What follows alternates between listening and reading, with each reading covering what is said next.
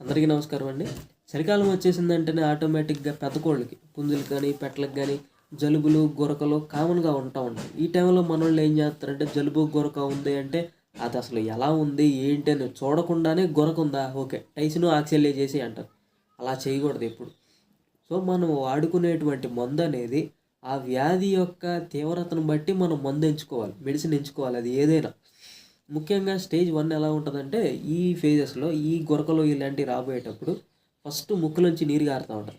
ఈ టైంలో పెద్ద కోళ్ళ గురించి నేను ఈ వీడియో చేస్తున్నాను. కేవలం పెద్ద వాటిని దృష్టిలో ఉంచుకునే చెప్తున్నాను.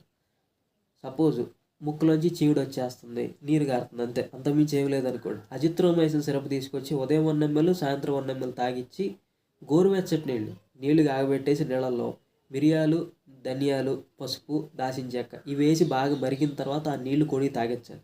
ఇంతే. స్టేజ్ 1లో ఇంతకు మించి ఏం చేయాల్సిన అవసరం లేదు. అదే స్టేజ్ 2 అంటే తుమ్ములు, ముక్కు చీముళ్ళు. అలాంటప్పుడు అజిత్రోమైసిన్ 250 ఎంజీ టాబ్లెట్ తీసుకొచ్చి సగం టాబ్లెట్ రోజుకి ఒకసారి వేసి ఫస్ట్ నేను చెప్పా కదా నీళ్లు, ఆ నీళ్లు తాగిపిచ్చేయటమే. అంతే. ఇంకా ఫుడ్ అంటారా, కొంచెం సాఫ్ట్ ఫుడ్ ఇడ్లీ లాంటిది, బ్రెడ్ లాంటిది పెట్టుకుంటే మంచిది.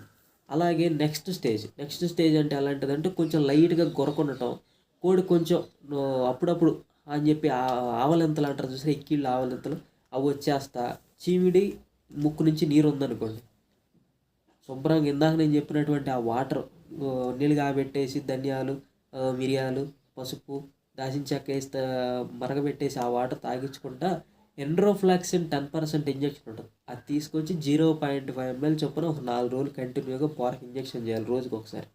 ఫుడ్ అయితే మాత్రం ఇందాక నేను చెప్పాను కదా ఇడ్లీ, బ్రెడ్ లాంటిది అని చెప్పి అదే కంటిన్యూ చేయండి.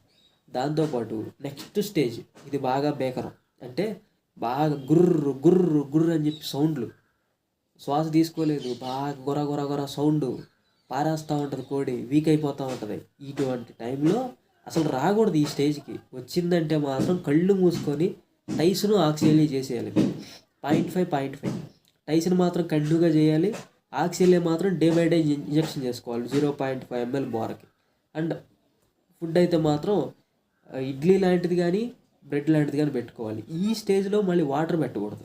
ఈ స్టేజ్లో ఏం ఫాలో అవ్వాలంటే పాలు కాగబెట్టి పాలల్లో కొంచెం మిరియాలు, దాల్చిన చెక్క, ధనియాలు, ముడి పసుపు అంటే కొమ్ముల పసుపు అంటారు కదా, కొమ్ముల పసుపు, కాకరాకు ఇవన్నీ వేసి బాగా మరిగించి ఆ పాలల్లో ఉన్నటువంటి ఆ పిప్పి మొత్తాన్ని తీసేసి ఆ పాలు కొడికి తాగించాలి.